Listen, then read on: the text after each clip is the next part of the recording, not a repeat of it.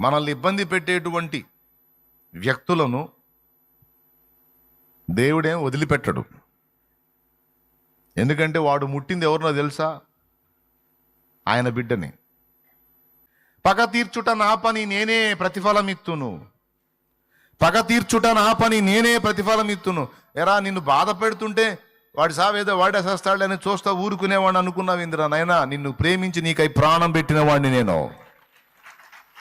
అట్లాగే మనల్ని ఇబ్బంది పెట్టిన వాళ్ళని వదిలిపెట్టే ప్రసక్తి ఉండదండి. ఎప్పుడు నిద్రలో కూడా అనుకోవద్దు.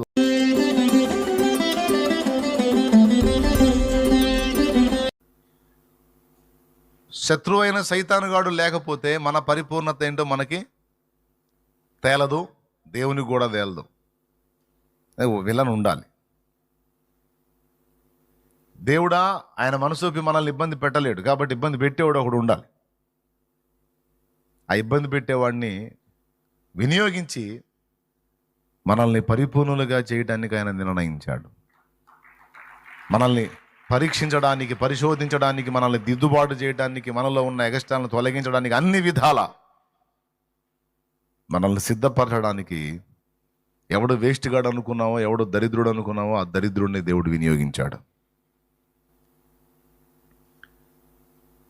భక్తులందరినీ కూడా దేవుడు పరీక్షించకుండా లేడు, పరిశోధించాడు. ఇప్పుడు ఆదాం హవ్వలది చెప్పాను, అయిపోయింది. తర్వాత దేవునితో నడిచిన వాడైన హనోకు అనుంది. హనోకు సమయంలో కూడా తన చుట్టూ ఉన్న సమాజం అంతా చెడిపోయిన సమాజమే, బాగలేదు. కానీ హనోకు దేవునితో నడిచాడు. 65 సంవత్సరాలు హనోకు కూడా లోకానుసారిగా జీవించిన 65వ ఏట ఇంచుమించు నాకు తెలిసి దేవుణ్ణి కలుసుకున్నాడు.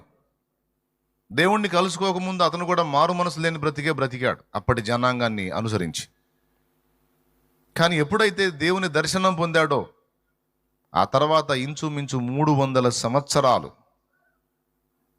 దేవునితో నడుచుచు కుమారులను కుమార్తెలను గనెను అనుంది.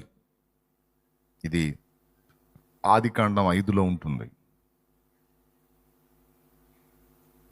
నోవా విషయం తీసుకుంటే నోవా టైంలో కూడా ఉన్న మనుషులందరూ చెడిపోయిన వాళ్ళే.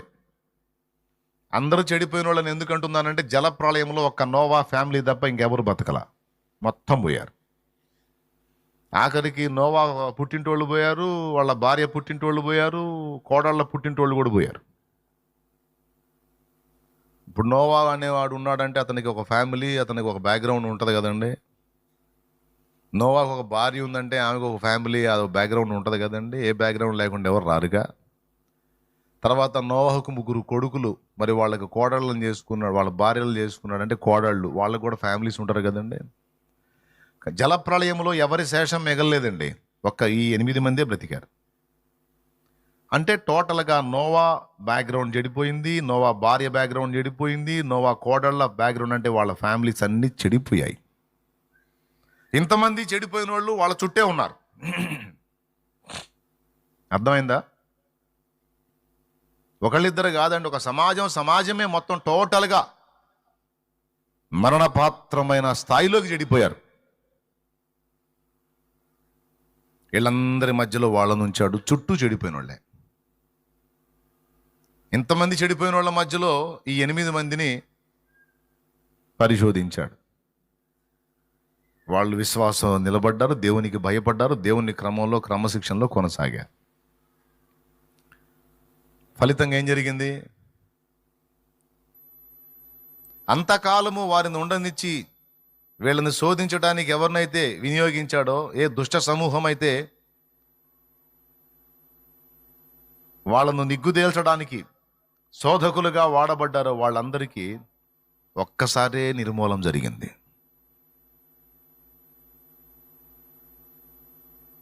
అర్థమైందా మీకు చెప్పింది? దాదాపు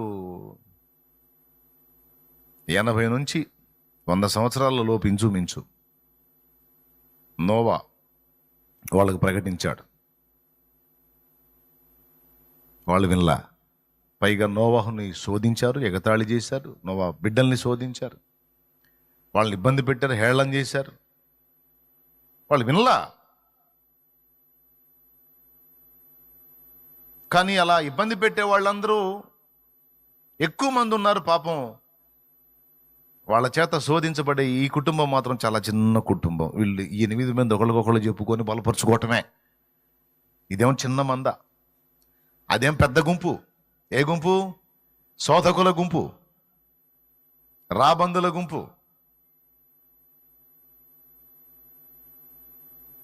ఈరోజు నువ్వు నడుస్తున్న సమాజంలో కావచ్చు, నువ్వు ఉన్న పరిస్థితులు, ప్రదేశాలు కావచ్చు, నీ చుట్టూ ఉన్న శోధకుల గుంపు ఒక పెద్ద గుంపు అయి ఉండొచ్చు.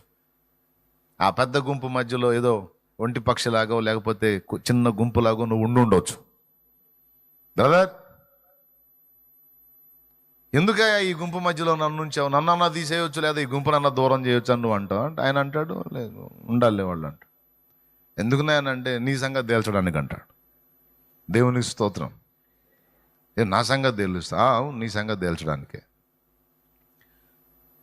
నీకు రివర్స్లో ఉంది వాళ్ళయా, నేను నీ భక్తుడిని, నువ్వు నా సంగతి తేల్చేది, నువ్వు తేలిస్తే వాళ్ళ సంగతి తేల్చి అంటావు నువ్వు. లేదు లేదు, నీ సంగతి తేల్చాలంటే వాళ్ళు ఉండాలి అంట.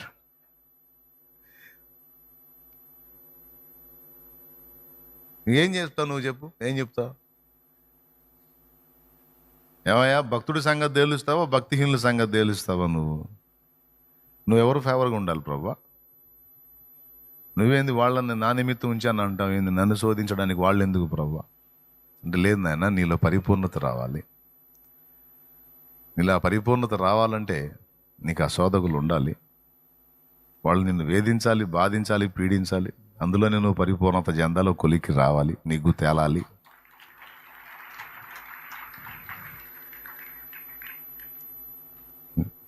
నా శోధన పూర్తయ్యేంత వరకు నీకు ఇవి ఉంటాయి. ఆ పరిశోధన పూర్తయిన తర్వాత ఒక్కసారి నీ శత్రు శేషమంతటిని నేను నిర్మూలిస్తాను, నిన్ను దూరపరుస్తాను. ఆ శత్రువుల నుంచి నేను పక్కగా తీసుకురావటము, లేకపోతే నీ చుట్టూ గట్టు కట్టిన వారందరినీ ముంచేయటం, అది నేను చూసుకుంటాను నెక్స్ట్. అప్పటిదాకా మాత్రం అవి నేను సరౌండ్ చేస్తాయి. ఇప్పుడు ఈ మాటలు చెప్తుంటే ఆత్మ సంబంధులైన వాళ్ళకి వాళ్ళ పరిస్థితుల్లో మ్యాటర్లు అర్థమవుతుంటాయి. నేను అందించే ఈ సందేశంలో పరిశుద్ధాత్మ స్వరం మీరు గుర్తించగలుగుతారు. దేవునికి స్తోత్రం కలుగును గాక. హల్లెలూయా. ఎందుకంటే ఎవరు ఏ ప్రశ్నతో ఇక్కడికి వచ్చారో, ఎవరు ఎలాంటి పరిస్థితుల్లో ఇక్కడికి వచ్చారో నాకు తెలియదుగా. కానీ ఎవరి వైపు చూసి వచ్చారో ఆయనకు తెలుసు. నువ్వు ఏ సిచ్యువేషన్లో వచ్చావో ఇక్కడికి ఆయనకు తెలుసు. దీన్ని బట్టి గుర్తుపట్టు, దేవుడు నీతో మాట్లాడుతున్నాడని.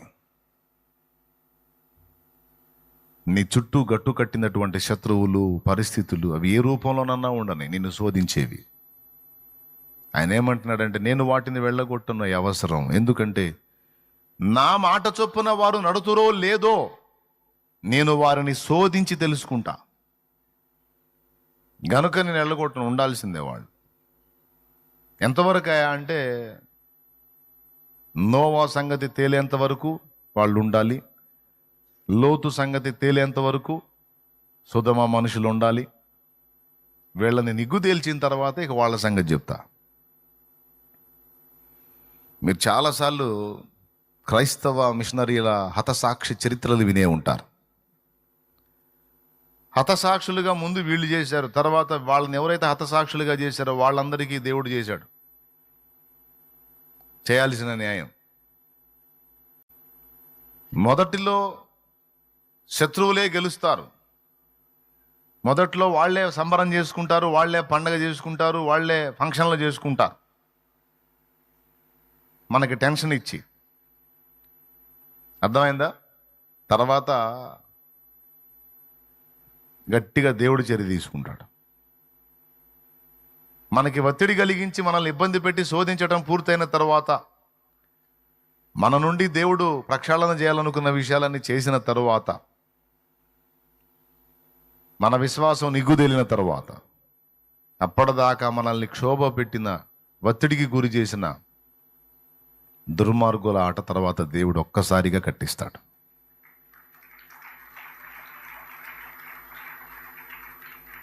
ఇక్కడ రెండు జరుగుతాయండి, వినండి బాగా. రెండు జరుగుతాయి. ఏంటి రెండంటే, మనల్ని ఒత్తిడి పెట్టేటువంటి వాళ్ళు, ఇబ్బంది పెట్టే వాళ్ళని వర్ధిల్లనిచ్చి వాళ్ళ ద్వారా మనల్ని సఫర్ అవనిస్తాడు. అలా ఆ ఒత్తిడిలో ఉండటం వల్ల ఏం జరిగిద్దంటే, మనం ప్రక్షాళన అంటే శుద్ధి చేయబడతాం. అది మనకు మేలు, మనకు మేలు, శుద్ధీకరణ జరిగిద్ది. అయితే రెండోది ఏం జరిగిద్దంటే, ఆయన పిల్లలంగా మనం ఉన్నాం, మనల్ని ఇబ్బంది పెట్టారు, మనల్ని గాయపరిచారు, బాధ పెట్టారు, నలగొట్టారు గనుక, నా బిడ్డల్ని మీరు ఇలా ఇబ్బంది పెట్టారు గనుక మీ సంగతి తేలుస్తానని వాళ్ళ పాపం పరిపూర్ణం చేస్తాడు. ఏమన్నా అర్థమైందా నేను చెప్పింది? ఇబ్బంది పెట్టే వాళ్ళని మనతో ఉంచి ఒక పక్క వాళ్ళ పాపాన్ని పరిపూర్ణం చేస్తాడు, మరో పక్క పరిశుద్ధతలో, విశ్వాసంలో మనల్ని పరిపూర్ణం చేస్తాడు. అర్థం కాకపోతే ఇంకోసారి చెబుతా, అర్థమైతే వదిలేస్తా. మనల్ని ఇబ్బంది పెట్టేటువంటి వ్యక్తులను దేవుడేం వదిలిపెట్టడు. ఎందుకంటే వాడు ముట్టింది ఎవరినో తెలుసా? ఆయన బిడ్డని. నువ్వెవరు? ఆయన రక్తం చేత విమోచింపబడ్డ ఆయన సొత్తు. నీ బిడ్డను ఎవడన్నా క్షోభ పెడితే నువ్వు ఊరుకుంటావా? ఖచ్చితంగా నువ్వు ప్రతీకారం తీర్చుకుంటావుగా. ఆ మాట కూడా ఆయన చెప్పాడు. పగ తీర్చుట నా పని, నేనే ప్రతిఫలం ఇత్తును. పగ తీర్చుట నా పని, నేనే ప్రతిఫలం ఇత్తును. ఎరా, నిన్ను బాధ పెడుతుంటే వాడి సావేదో వాడే చేస్తాడని చూస్తా ఊరుకునేవాడిని అనుకున్నావు ఇందిరా నాయనా? నిన్ను ప్రేమించి నీకై ప్రాణం పెట్టిన వాడిని నేను. నా ప్రాణం కంటే ఎక్కువగా నిన్ను ప్రేమించేవాడిని. నేనెందుకు వదిలిపెడతాను? పగ తీర్చుట నా పని. పగ అంటే వాయిదా వేయబడిన కోపం. మనలాగా వెంటనే టెంప్ట్ అవడు దేవుడు. ఆవేశం వచ్చిందని పర్రా వస్త్రం చించుకొనటం అనేది మనకు జరిగిద్ది, కానీ దేవుడు అట్లా చేయడు. దేవుడు ఏం చేశాడంటే, కోపం వచ్చిద్ది కానీ డేట్ పెడతాడు. అరే, నీవు తప్పు చేశావు, నాకు కోపం వచ్చింది బాగా,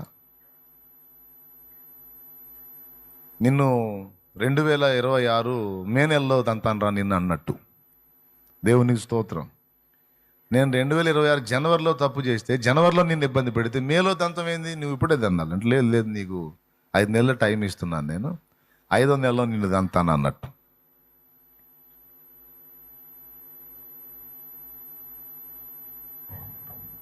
మనం వెంటనే పగ తీర్చుకోవడానికి తపన పడతాం. దేవుడు టైం ఇచ్చి కొడతాడు. ఎందుకు టైం ఇస్తాడంటే, మనలాగా తొందరపడాడు. వాడి తప్పు దిద్దుకునే ఛాన్స్ వాడికి ఇస్తాడు. అది కూడా దీర్ఘకాలం ఇస్తాడు. మారు మనసుకు టైం. వాడు మార్పు చెందని స్థితిలో ఉండి ఆ డేటు వరకు అంతే కొనసాగాడంటే అప్పుడు పడిద్ది ఒక్కటేసారి. పగ అంటే అది వాయిదా వేయబడిన కోపం. టైం ఎందుకు తీసుకుంటాడంటే, ఒకవేళ రూపాంతరం చెంది పశ్చాత్తాపడి మారు మనసు పొందుతాడేమో అని. అట్లాగే మనల్ని ఇబ్బంది పెట్టిన వాళ్ళని వదిలిపెట్టే ప్రసక్తి ఉండదండి. ఎప్పుడు నిద్రలో కూడా అనుకోవద్దు. ఏమీ పట్టనట్టుగా, అసలు ఏమీ బాధ్యత లేనట్టుగా కనపడతాడు. మండిపోతుంటుంది ఆయనకు కూడా. స్తోత్రం చెప్పు, గట్టిగా చెప్పు, 2 చేతులు ఎత్తి చెప్పు. మనల్ని ఇబ్బంది పెట్టిన వాళ్ళ విషయంలో ఆయనకు కూడా మండిపోతుంటుంది. కానీ బయటపడ్డావు చిద్విలాసంగా నవ్వుతూ. కానీ ఆయన చేయండి, ఏం కాలే చేయండి. బైబిళ్ళు దాగలో పెట్టిన, ఏమండి, బస్సులు బగలు కొట్టిన, సేవకుల్ని చంపిన, విశ్వాసుల్ని కొట్టిన, వెలివేసిన, చిత్రహింసలు చేసిన, మనకి వెంటనే ఆవేశం కట్టలు తెంచుకొని ఆ పాట ఉన్నా అని ఎత్తుకోవాలనిపించింది. అబ్బే, అసలేం అవసరం. బైబిల్ ఎరగనోడు ఎత్తుకుంటాడు అట్లాంటి, బైబిల్ ఎరిగినోడికి అవసరంలా.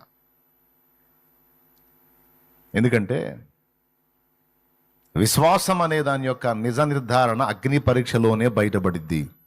బ్రదర్స్, విశ్వాసం యొక్క నిజ నిర్ధారణ అగ్ని పరీక్షలోనే బయటపడిద్ది. అనుకూలత ఉన్నప్పుడు ఎవరైనా చేస్తారు భజన, అది అది విశ్వాసం అనిపించుకోదు. కానీ ప్రతికూలతలలో సైతము నిలబడి దేవుని కొరకు విశ్వాసాన్ని కలిగి దేవుని పనిలో ముందుకు సాగుతాం చూడు, అది విశ్వాసం. ఒక పక్క విశ్వాసులకు పరిపూర్ణత, అగ్ని పరీక్ష, పరిశోధన, దానివల్ల విశ్వాసులకేమో బహుమానం, మెప్పు, మహిమ, ఘనత. శోధించిన వాళ్ళకేమో తీర్పు. రెండు ఉంటాయి, రెండు చార్ట్లు ఉంటాయి అన్నమాట. రెండు టైటిల్లు పెట్టి మధ్య ఒక లైన్ కొట్టి రాస్తుంటాడు. ఇక నిజం చెప్పండి, మీకేమైనా అర్థమవుతుందని నేను చెప్పేది? స్తోత్రం. చార్ట్ ఉంటుంది, మధ్యలో నిలువు గీత వేస్తాడు, రెండు పక్కల టైటిల్ రాస్తాడు. ఇటు పక్కేమో శోధకులు, ఇటు పక్క బాధకులు. స్తోత్రం. ఇటుపక్క శోధకులు, ఇటుపక్క శోధనల ద్వారా బాధను అనుభవించి కూడా విశ్వాసంలో నిలబడినటువంటి బాధకులు, బాధింపబడిన వారు. ఇటు శోధించిన వారు. ఆ శోధించిన వాళ్ళకి ఏంటి? నిత్యావమానం, దేవుని ఉగ్రత, దేవుని శిక్షలు. శోధనను సహించి బాధను అనుభవించి విశ్వాసములో నిగ్గుదిలిన వారికి ఏంటి అంటే మెప్పు, మహిమ, ఘనత, ఉన్నత బహుమానం. ఇప్పుడు చెప్పండి, ఇద్దరు ఉండాలా లేదా? మరి ఇప్పుడు ఇవన్నీ మనకు రావాలంటే, యువతల పక్క చార్ట్లో వాళ్ళకి ఇవన్నీ రావాలంటే అటుపక్క చార్ట్లో సరుకు ఉండాలా లేదా? ఈ సరుకు లేకపోతే ఈ రావుగా. అర్థం కాలేదా? చార్ట్లో రెండు సరుకులు ఉండాలి, ఆ సరుకు కూడా ఉండాలి. అది లేకపోతే మనకి ఇవన్నీ రావు. మన విశ్వాసం శుద్ధ సువర్ణం అవ్వాలి. ప్రభువు ప్రత్యక్షమైనప్పుడు మనకు మెప్పు, మహిమ, ఘనత అనేవి రావాలంటే వాటిని మనం సాధించడానికి మనకు అవన్నీ కష్టపడి సమకూర్చే గుంపు ఒకటి కావాలి. ఆ గుంపే మన శోధకుల గుంపు. మనం చదివినటువంటి మూలవాక్యంలో, నా మాట చొప్పున వారు అనుసరించి నడుతురో లేదో నేను వారిని శోధించుటకై ఆ జనములను వెళ్ళగొట్టను అనే మాటతో మొదలుపెట్టాడు ఈరోజు దేవుడు. నువ్వు దేన్ని తీసేయి అంటున్నావో, దేన్ని తొలగించంటున్నావో, ఏది నాకు సిలువగా ఉందంటున్నావో, ఏది నన్ను క్షోభ పెడుతుందంటున్నావో, ఏది నేను ఇబ్బంది పడుతున్నాను అంటున్నావో, ఏది మనుషుల పరిస్థితుల ప్రతికూలతలా, ఏవి నిన్ను నల్లగొడుతున్నాయో, ఏవి నిన్ను శోధిస్తున్నాయో, ఏవి నీకు వేదనగా ఉన్నాయో, వేటి గురించి నువ్వు అల్లాడుతున్నావో, ఏది తొలగించమని నువ్వు వేడుకుంటున్నావో నాకు తెలియదు, అది నీకు తెలుసు, నీ పర్సనల్.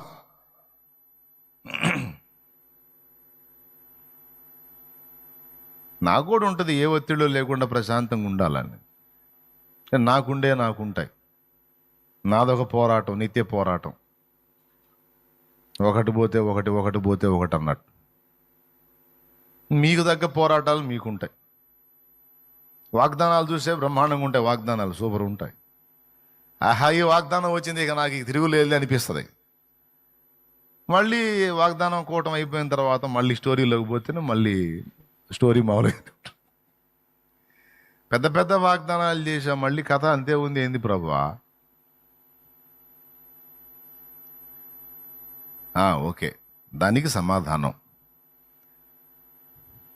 నువ్వు వెళ్ళగొట్టు, తీసివేయి, తొలగించు అంటున్నవి ఏవైతే ఉన్నాయో అవి నీ అవసరమును బట్టి, నీ మేలుకాయి, నిన్ను పరిశోధించుటకాయి నేను ఏర్పాటు చేసినటువంటి ఏర్పాట్లై,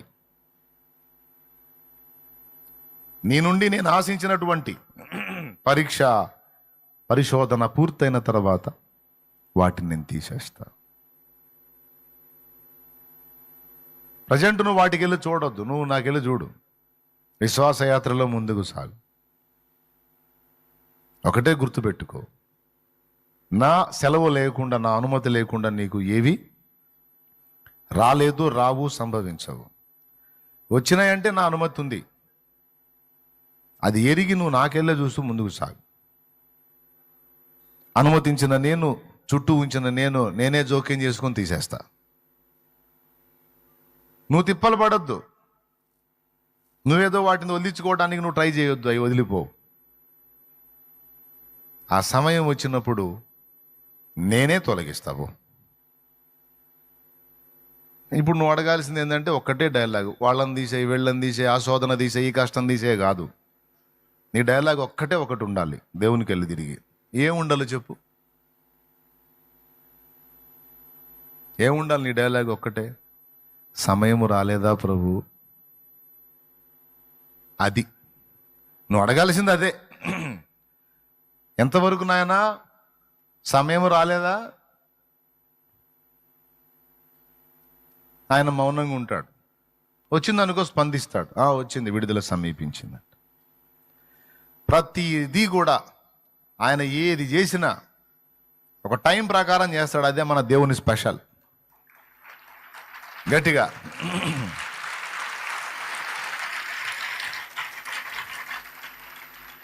మనకేదన్నా ఇవ్వాలన్నా టైంలోనే, తన్నాలన్నా టైంలోనే తంతాడు. టైంకి ముందు కానీ టైం తర్వాత కానీ తన్నాడు, పక్కాగా టైంలో తంతాడు. మనకేదన్నా ఇవ్వాలన్నా కూడా టైంలోనే ఇస్తాడు. దానికి ఆయన పెట్టిన పేరు ఏమిటంటే నిర్ణయ కాలము. నిర్ణయ కాలము. మా ఇంట్లో ఈ వ్యక్తులు మారలేదు అని నువ్వు దేవుని ముందు మోకాళ్ళని మొత్తుకుంటూ ఉంటావు. సరే, బాగా ఈరోజు ఏడిసి బాగా ఎగిరెగిరి ప్రార్థన చేసావని రేపొద్దునే మారడం. నువ్వు ఏడు, మొత్తుకో, గందరగోళం అయిపో, దేవుడు చూస్తూ ఉంటాడు సైలెంట్గా. దానికి సమయం సిద్ధం చేశాలే అమ్మా. ఎప్పటి నుంచే నేను కథ నడుపుతున్నాను.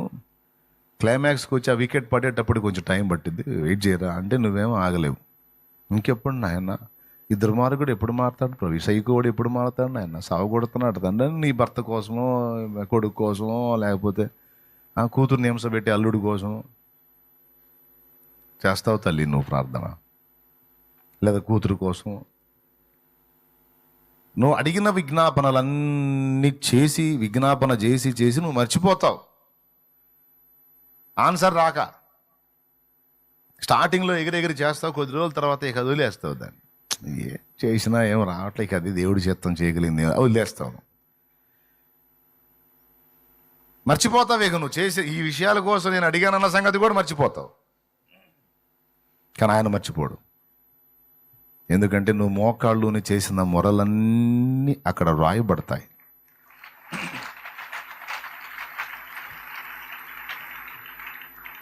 అలా నువ్వు మర్చిపోయిన ప్రార్థనలు నీకు తెలియకుండా చాలా నెరవేరినాయి. ఎప్పుడో ఆవేశం వచ్చింది, ఎప్పుడో అడుగుతాం, మర్చిపోతాం. తర్వాత దేవుడు ఆ సమయం వచ్చినప్పుడు ఆయనే కదిలిచ్చి తీసుకెళ్ళి మనం ఎప్పుడో అడిగినవి మనకు అందించి అప్పుడు గుర్తు చేస్తాడు. ఫలానా రోజు ఈ పాయింట్లో నువ్వు ఏడ్చావు గుర్తుందా? నాకు ఇలా చేయమని అడిగావు గుర్తుందా? అదిగో ఇప్పుడు వచ్చింది సమయం, ఇదిగో నువ్వు అడిగావు కదా. అందుకు పాడుకున్నాం ఆ పాట. చేసి ఉన్న ప్రార్థన నేను మరచిపోయినా, నువ్వు మరచిపోవుగా నా మంచి నాయనా. చేసి ఉన్న ప్రార్థన నేను మరచిపోయినా, నువ్వు మరచిపోవుగా నా మంచి నాయనా. అవసరాన్ని తీర్చమనే నా దీన యాచన, అవసరాన్ని తీర్చమనే నా దీన యాచన. పట్టజాల పోతినిగా నీవిచ్చిన దీవెన, పట్టజాల పోతినిగా నీవిచ్చిన దీవెన. అధికముగా చేయగలవు యేసయ్యా, నాకు చాలిన దేవుడవు నీవేనయ్యా. నువ్వు ప్రార్థన చేసావని వెంటనే స్పందించడు, దాని అవసరతను బట్టి స్పందిస్తాడు. ఎక్కువ శాతం టైం టైం టైం ఎక్కువ శాతం కదా, టోటల్గా టైమే. మానవ జాతిని నిర్మించడానికి ఒక టైం కేటాయించాడు, నిర్మించబడిన మానవులు పరిశోధించబడటానికి ఒక టైం కేటాయించాడు, పరిశోధనలో ఫెయిల్ అయి పాపం తెచ్చుకున్న మానవ జాతి విమోచకుడు రావడానికి ఒక టైం నిర్ణయించాడు. విమోచకుడు ఆఖరికి కలువరి శిలువలో ప్రాణం పెట్టడానికి కూడా ఒక టైం డిసైడ్ చేశాడు. ఏమండి, ఈ పనికిమాలినోళ్ళు సత్యం ఎరుగక మన మీద దుర్మార్గపు దాడులు చేస్తున్నారు, కానీ సత్యం ఎరుగక. వేద వాంగ్మయములో, వేద సాహిత్యంలో ఎలాంటి విషయాలు ఉన్నాయో తెలుసా? బ్రాహ్మణాలు ఉపనిషత్తులను ఉంటాయి. వేదాలకు నిర్వచనాలు. బ్రాహ్మణాల్లో ఎలాంటి విషయాలు ఉన్నాయంటే, దేవుని చిత్తం అయితే అవన్నీ చెప్పాలంటే 3 రోజుల సమయం పట్టిద్ది. అన్నీ ఉన్నాయి నిరూపణలో, రెఫరెన్సెస్తో సహా. మొత్తం తవ్వకాలు జరిపి మొత్తం సామాగ్రి అంతా లైన్లో పెట్టా దేవుడి కృపలో. మొత్తం మందుగుండి సామాగ్రి అంతా తవ్వకాలు చేసి మొత్తం వెలికి తీసి లైన్లో పెట్టా. దేవుడు ఎప్పుడు ఇస్తాడో టైం, మరి దాన్ని నేను చెప్పడానికి కూడా ఒక టైం కావాలి. దేవునికి స్తోత్రం. యేసయ్య ఆగమనం, యేసయ్య వ్యవహారం, యేసయ్య సిలువలో ఉన్న ప్రతిదీ పిన్ టు పిన్. ఆఖరికి సిలువ మీద ఆయన చేసినటువంటి వేసిన కేక ఘోష అని రాశాడు. మళ్ళీ సిలువ వేయబడేటువంటి సమయాన్ని గురించి ఏం రాశాడో తెలుసా? యజ్ఞము ఏ టైంలో జరగాలి అంటాడంటే, యజ్ఞములో త్రికాలము మిక్స్ అయి ఉండాలట, 3 కాలాలు మిక్స్ అయి ఉండాలంట యజ్ఞంలో. కరెక్ట్గా యజ్ఞం సూర్యుడు నడినెత్తి మీదకి వచ్చేటప్పటికి పరాకాష్ఠకు వచ్చేయాలంట. సూర్యుడు నడినెత్తి మీదకి వచ్చేటప్పటికి యజ్ఞం పరాకాష్ఠకు రావాలట. అంటే ఉదయము, మధ్యాహ్నము, సాయంత్రము 3 కాలాలు అందులో టచ్ అవ్వాలి. మధ్యాహ్న కాలం సూర్యుడు నడినెత్తి మీదకి వచ్చేటువంటి టైం ఏదైతే ఉందో అది యజ్ఞం కంప్లీట్ అంటే పరిపూర్ణం అయ్యే దశకు రావాలి అక్కడ. ఈ 3 కాలాలను కూర్చున్నటువంటి ఈ 3 సమయాలు, కాలాలుగా సమయములు, కాలమైనా సమయం అదేలే,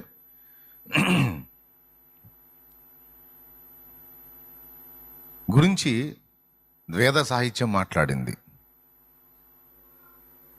యేసు ప్రభు శిలువ బలియాగాన్ని మీరు చూస్తే ఉదయకాలం అంటే 9ంటికి ఆయన శిలువ ఎక్కించారు.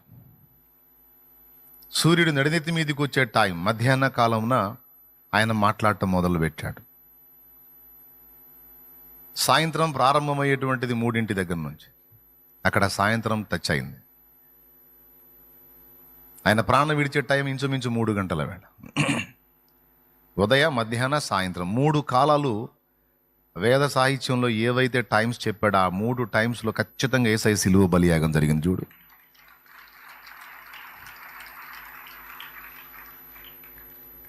వాటిని ఏ పేర్లతో పిలిచాడో, ఏ పేర్లు అక్కడ మెన్షన్ చేశాడో అవన్నీ రాసున్నాయి.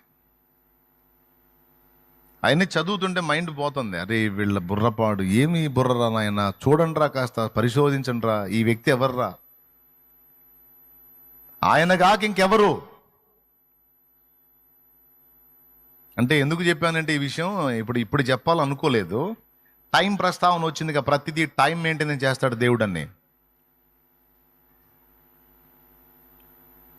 అట్లా ప్రతిదీ ఒక టైంలో చేస్తాడు. టైం మెయింటెనెన్స్ అనేది దేవుడు చేసినంతగా ఎవ్వరు చేయలేరు. ఆఖరి తన్నేదాన్ని కూడా టైం మెయింటైన్ చేస్తాడు. తొందరపడి తన్నాడు, ఖచ్చితంగా టైంలో అంతాను, నేను టైంలోనే అంతాడు. సైతాన్ని గాడికి కూడా ఎందుకనో టైం ఇచ్చాడు. ఆ టైం కూడా ఎందుకు ఇచ్చాడంటే పనుంది వాడితో పనుంది. మన కోసమే వాడికి టైం ఇచ్చాడు. మీకు తెలియదు అసలు సంగతి. చాలాసార్లు అనుకున్నట్టు ఈ సైతాన్ గాడు నాశనం అయిపోవాలి ప్రభు అని. వాడు నాశనం అయితే నీ సంగతి దేవుడు పిచ్చి మొగమా, వాడు ఉండాలి కొద్దిగా అంటాడు. దేవదాసాయి గారు ప్రార్థన చేశాడు, ప్రభువా ఇంతమంది వేదనకు వాడు కారణం కదా, సైతానుకు మారు మనసు అయ్యా అని. సైతానుకు మారు మనసు అయ్యా, దరిద్రం వదిలిపోయింది, అందరూ ప్రశాంతంగా ఉంటారు. వాడే కదా ఈ వేదన అంతటి కారణం, వాడికి మారు మనసు అన్నారు.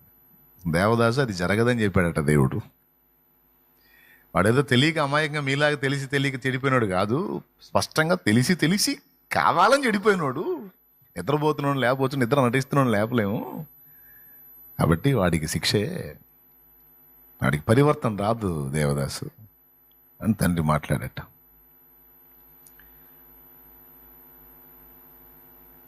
ఇదంతా మీకు ఎందుకు చెప్తున్నానంటే, ఈవేళ పరిశుద్ధాత్మ దేవుడు నాతో మాట్లాడిన విషయాలే, నాకు నేర్పిన విషయాలే మీకు అందిస్తూ ఉంటాను. నేను నాతో మాట్లాడుతున్నాడు ఈ విషయాన్ని గురించి స్పష్టంగా. అందుకే మీ ముందు ఓపెన్ చేశా. 2 చేతులు ఎత్తి స్తోత్రం చెప్పండి.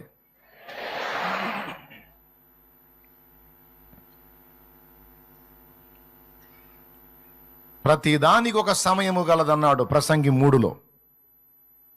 యేసయ్య రాక ఒక సమయం, యుగముల అంతమందు ఆయన తన ప్రియ కుమారుని మన కోసం పంపాడన్నాడు. బాప్తిస్మిచ్చి యోహాన్ రావడానికి ఒక టైం, యేసయ్య రావడానికి ఒక టైం, యేసయ్య మళ్ళా సిలువకు రెడీ కావడానికి ఒక టైం, యేసయ్య బాప్తిస్మం పొందడానికి ఒక టైం. అట్లా ప్రతిదీ, అబ్రహాముకి ఇస్సాకు పుట్టడానికి ఒక టైం. అట్లాగా దేవుడు నీకు నాకు నిర్ణయించినటువంటి విషయాలన్నీ కూడా ఆయన టైంలో నెరవేరుస్తాడు. నువ్వేదో మొత్తుకున్నావని రేపొద్దునే మీ ఆయన్ని మార్చడు. ఒకవేళ ఆ టైం వచ్చిందంటే రేపే మారొచ్చు.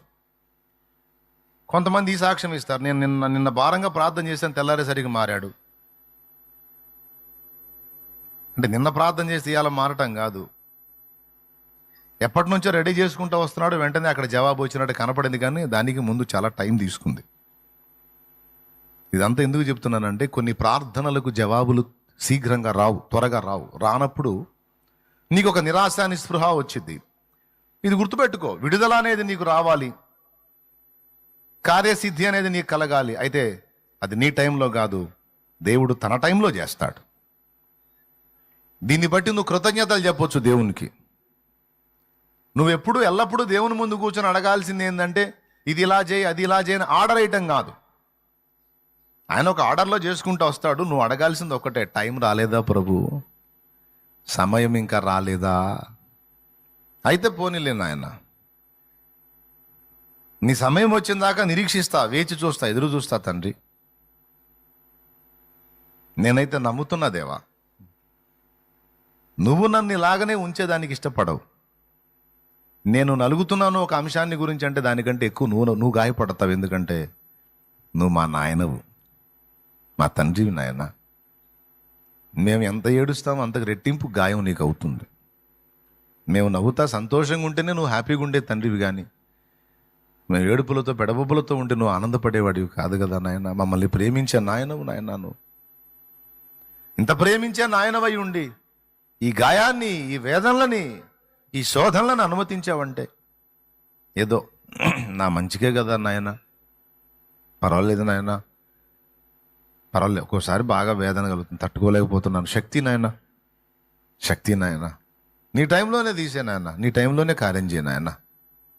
కానీ నీ సమయం వచ్చేంత వరకు నిరీక్షించే ఓపిక నాకీ నాయన. నీ సమయం వచ్చేంత వరకు తాళుకునే శక్తి నాకీ నాయన.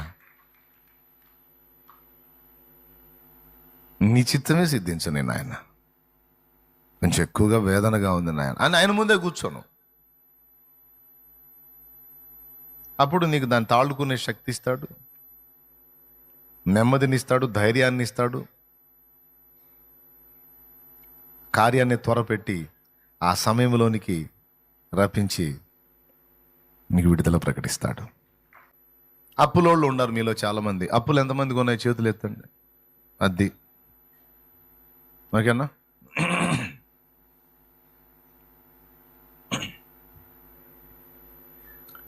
ముఖ్యంగా చాలామంది నలిగేది అక్కడే. విడుదల విడుదల విడుదల విడుదల.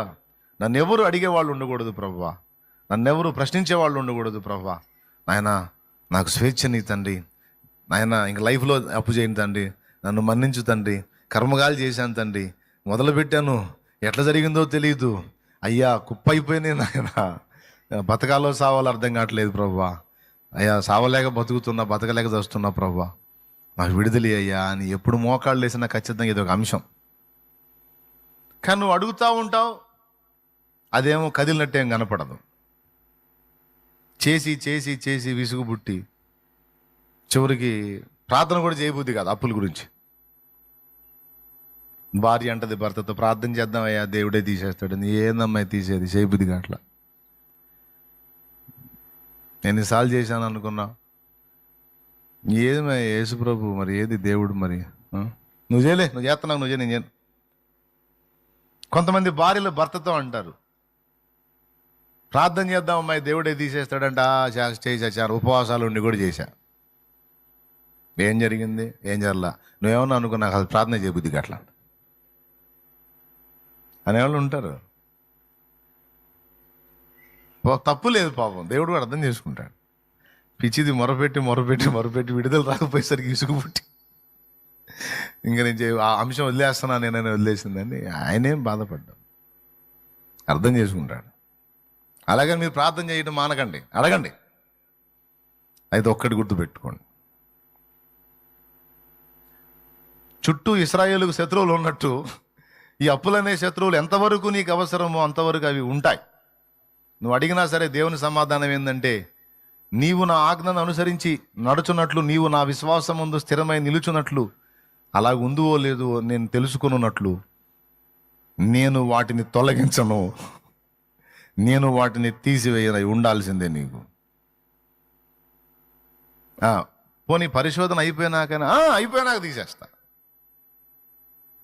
నీ ఎడల కార్యం చేయడానికి నాకేం పెద్ద టైం ఏం అవసరం లేదు, నీ ఎడల ఒక అద్భుతం చేయడానికి నాకేం పెద్ద రిస్క్ ఏం కాదు. నీ సంగతి తేల్చడానికి నేనున్నా. అబ్బాయి అర్థమైందా? ఏం తేల్చడానికి?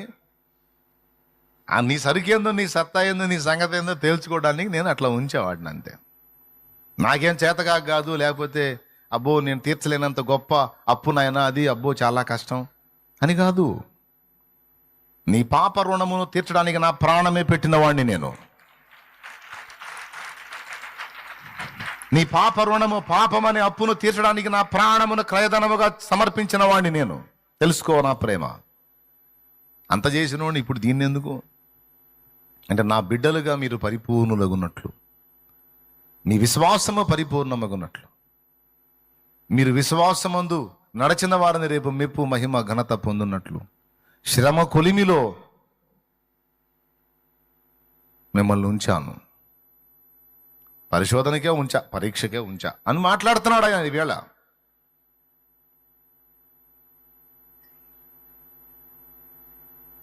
లేకపోతే ఎంతసేపు నీ అప్పు, నీ సమస్య, నీ రోగం, నీ ఇబ్బంది, నీ ప్రయత్నాల్లో సఫలత ఎంతసేపు ఆయనకి తలుచుకుంటే? పళ్ళపొడి అమ్ముకునేవాడిని కోట్లకు పడగలు ఎత్తుకుండా చేశాడు. పళ్ళపొడి అమ్ముకునేవాడిని, గొర్రెలు కాసుకునేవాడిని రాజుని చేశాడు.